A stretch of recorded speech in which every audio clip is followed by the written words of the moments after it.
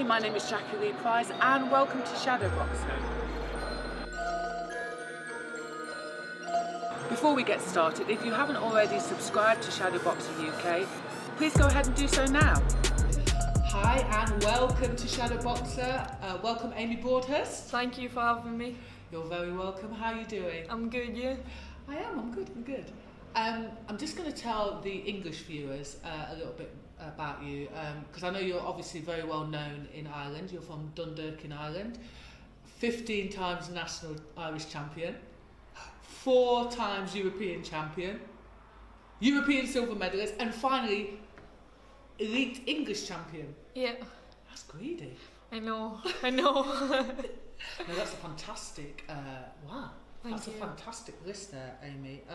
And you've just returned from the AIBA World Women's Championships in India on the end of a pretty controversial decision against a home boxer. Yeah, I was boxing the Indian in the quarter-final for a medal, and I thought I won the fight. The first round I won, second round I lost, and then the third round I thought I won like handy.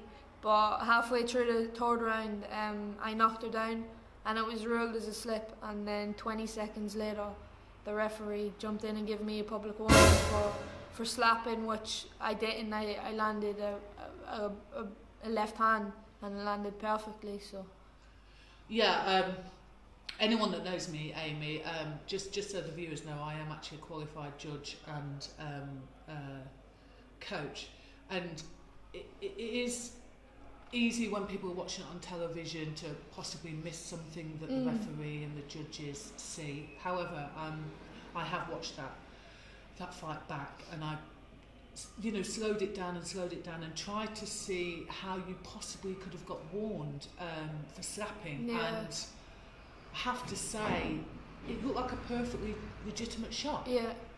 Yeah. And then let's talk about you putting her down in the third round. Yeah. You actually did it with a body shot. A body shot, yeah. I threw a straight jab to the body and I was going to come back up then to the head. But as I threw my jab to the body, she went down.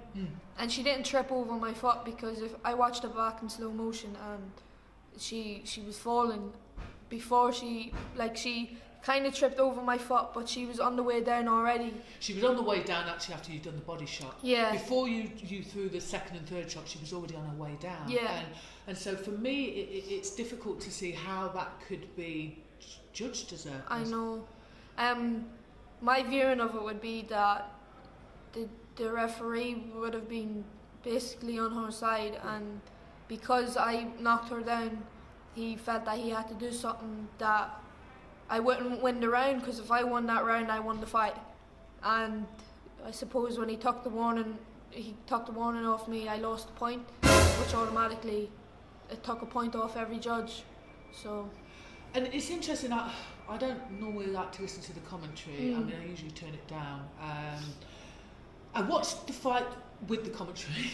I watched it without the commentary, and then I listened to it again with the commentary, and everybody was saying. Yeah. I didn't even, after the fight, I didn't shout robbery. It was obviously devastating for me, but I took it as a loss, and it was everyone on social media that was shouting robbery. But overall, I was happy with my performance. There was nothing I could have done that could have done me any more. I couldn't have done any more. It was the judges and the referee that, had their decision over it. I have to agree with you. There wasn't anything else you could have done.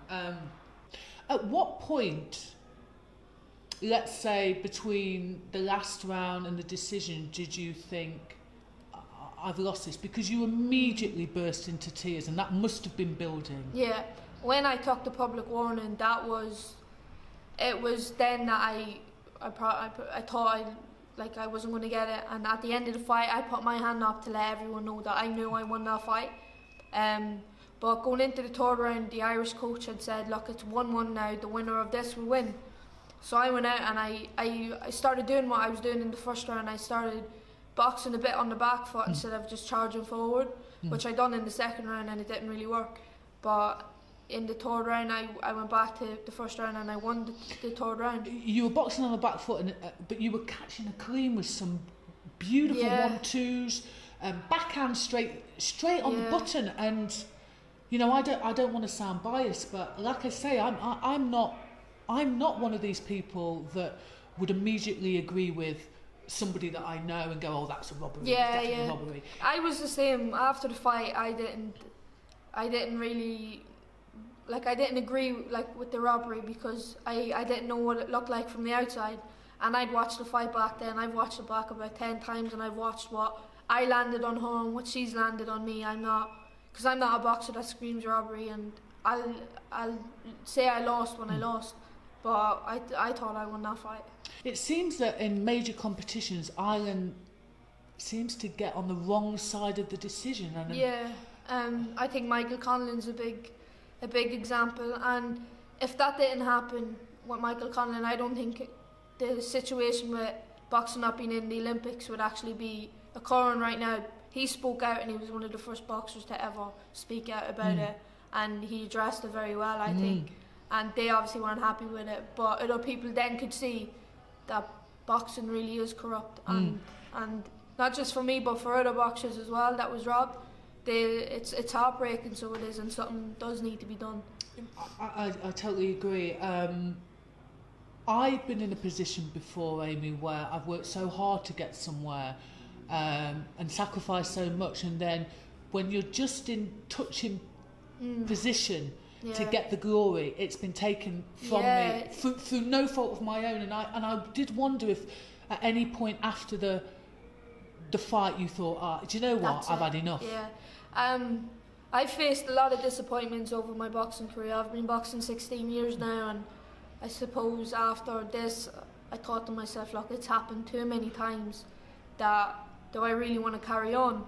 And as I went on, I love the sport so much, and I really seek to be one of the greatest. So I didn't give up, and I'm not going to give up. But that was very disappointing for me, because on the way to the arena that day when I was fighting, in my head I had my headphones on, and you'd be thinking, and it was like I could reach out and grab the medal, like that medal was there for me. And then after I lost, then it was like someone was just dangling it there, teasing you, and they were able to take it away, and it's heartbreaking. Like I said to my dad after my fight, I was like, I would have rather losing against Russia or Armenia rather than get to the quarterfinal again and be boxing for a medal and for it to be taken away like that. It was heartbreaking. And I think the evening I lost, I kind of was like, okay, I've lost, I'll accept it. But the more I watched it back and the more I thought about it, the angrier I got. And then it was just a week of pure, do I want to box, do I want to do this? But you have to be positive about it all, I think. That being said, a lot has been made of you being only 21, and the fact that you could still, you know, go to the Olympics should boxing be included in the 2020 games. However, if you really think about it, you've been boxing from 6 years of age. That's a long time to be dedicated to something, to sacrifice. And like you said, to have that medal just dangling in front of you and just to be whipped away. How do you stay motivated? Really, the way I look at it is that I believe that I was born for boxing, because I don't see myself doing anything else. And every time I've lost or something bad has happened to me in boxing, I've come back better and I've done something better. Like this year I lost my elite final against Kelly Harrington, who is now world champion. 3 weeks later I became European champion again, and I hadn't boxed that well I think that was the best I've ever boxed. And I kept progressing, and at these world championships, that's the best I've ever boxed. So I'm improving, and that's a positive for me, because come 26, 27 years old, I will be at my peak. And I think I can achieve what I want to achieve. And let's talk about Kelly Harrington for a second. So obviously she's now the world champion at 60 kilos. And obviously that's an Olympic weight. Will you ever consider going back down to 60 kilos? Yeah, I'll go back down to 60 kilos, but whether it's for 2020 or 2024, probably 2024, then I'll be back down to 60, because that is my weight and that's the weight I'm most comfortable at. But with Kelly being world champion, which she truly deserves, like she's put everything in over the years, and she never really got any opportunities because of Katie Taylor, but she's went and she's proved herself. So fair play to us. Yeah, absolutely. So just talking about that elite championship that you won here, you won that when you boxed for Islington Boxing Club. Yeah. What prompted your decision to come here in 2016 to box in England? To be honest, I didn't really come over to box. I came over to work, and I think within 2-3 weeks I was like, I need to stop boxing again. And I contacted Lenny Agland and I asked could I come to the club, and they said yeah, no problem. So I came down, and then since then I've been a part of the team. So how different is it to be, you know, coached by your father, like one person, to come into a club where it's a much bigger club, and then being coached by several different voices? Yeah. How was that for you to make that transition? I loved it, so I did. My club back home did have a good bit of boxers as well. So when I came to Islington and there was loads of boxers here, it was just like I clicked with them. Even the Hagelin family, I clicked with them. And Lenny, like as you said, my father coached me. Lenny's like another father to me, so he is. So I was pretty lucky when I came here to actually be around such a good atmosphere and a good team. I mean, you're a young girl and you came to a big city. Do you think that you took your eye off the boxing ball for, you know, a split second? Yeah. I think when about 6 months into living here, I kind of did. I was going out a lot more instead of training, and I went a bit mad. Like I basically was living a normal life, no training, no nothing. And I think at September time last year, I basically needed to go home and go back to where I was before I came over here, representing Ireland, going to Europeans and World Championships. So I went home to train with my dad, and since then I've hardly been out.